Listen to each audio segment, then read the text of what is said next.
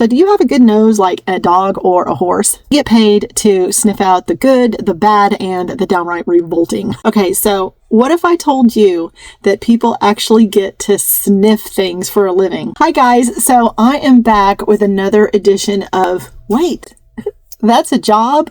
Okay, so today's job is an interesting one. I'm having a lot of fun doing this and I can't wait to share more with you. So let's dive into it. So what if I told you that people actually get paid to sniff things all day?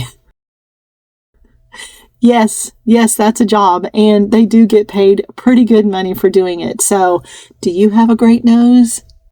So they get paid to sniff things all day long, and it's not just for fun. They actually get paid for this. The official title of this is odor tester.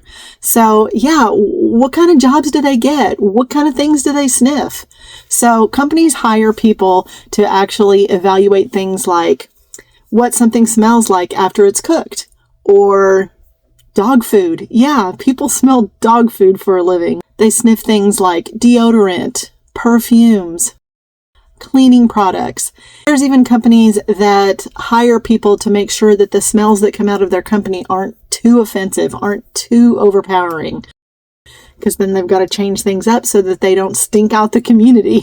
There's actually some people that work in breath analysis, which is smelling other people's breath. Oh, I don't know if I could do that one. Imagine having to smell someone's morning breath. No, thank you. Not for me. I would vomit, for sure. I don't think I would be very good at the bad smells because I don't have the stomach for it, and make me hurl very easily. So how do you get a job like this? Well, if you've got a super sensitive nose and you're always saying, do you smell that? Can you smell that? And other people can't smell it, you've probably got a really great nose. A lot of people in this kind of position, they get trained in olfactory science. And what is that? It's like a study on how the brain perceives smells. And so everybody's got a different way that they perceive smells. So I know that I personally, and this is taste, this isn't smell, but for me, when I taste a kiwi and I swallow it, I taste black pepper.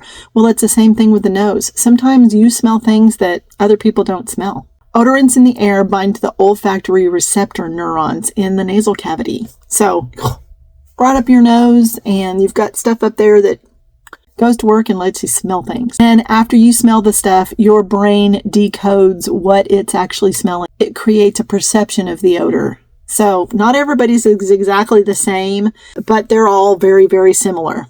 People go to school to learn all about this. After you've had your training, you can work for research labs, and you can work for fragrance companies or dog food companies. There are lots and lots of jobs that you can do with a good nose. And there's actually people who are gifted with this. Not everybody can smell like this. Just like other gifts that people have in singing or art, you can have the gift of scent. While in your training, you smell hundreds and hundreds of different scents, and you've got to be able to tell the difference between each one of them, and there's tests and everything involved. So it's not just a matter of going up and sniffing something. And the odors are not always pleasant. It can be anywhere from something that smells as good as a rose or as bad as old sweaty socks. And some of this kind of sniffing even includes sniffing armpits. No, thank you.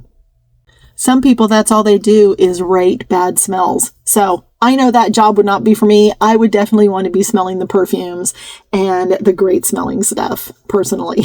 So when you're going about sniffing things, you definitely have to avoid smelling spicy things because that can really mess up your nose and your ability to smell things. So spicy is a no-no. And if you get allergies or you have a cold or you get sick, you're basically unemployed. That nose has to work all the time. Interested in applying for this kind of job, just remember it's not always pleasant because there are lots of jobs that require the stinky stuff.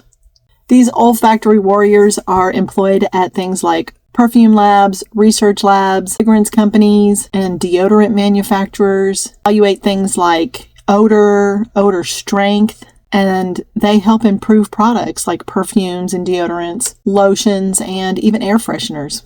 And there's people that even work at like water treatment plants to make sure that the odor is under control and not offensive to the neighbors. This is a job where your nose literally pays the bills. So how much does an odor tester make? I mean, that's what we really want to know, right? Do you get big bucks for doing this job? Yeah, you do. It makes really great money. Most odor testers make anywhere from $40,000 to $100,000. It just depends on where you're employed and how valuable you are to the company. And of course, it's also going to depend on your experience. If you've been in the job for a while and you've had years of experience, you're going to get paid a lot more. So it's definitely something that, has an entry level and then grows. And, people that are working at high-end fragrance companies can really rake in the dough because specializing in perfumery is big bucks that you can really make some good money doing.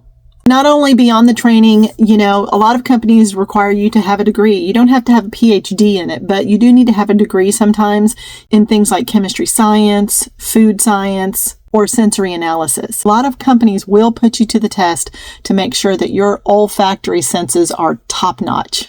So where all can you train for something like this? Well, there are actually institutes out there. There's the Sense of Smell Institute, and yes, that actually exists. There's perfumery schools that are really great, well-known in France called ISIPCA. And then there's also company-run training, so you can get a job with a company and they'll have their own training for this particular position. So no matter how good you get at smelling things, you will never be as good as a dog, okay? Humans have like 5 to 6 million olfactory receptors, where a dog has like 220 million. So there is no way we're going to come close to smelling as good as a dog. But wow, dogs can really smell good. There are jobs that only dogs can do, of course. They're used in forensics and they're used to find bodies. They're used to find drugs. I mean, they're like the Sherlock Holmes of smell because, with over 220 million receptors, they're going to get the job done. That's why they're used in investigations, because they're so good at their jobs.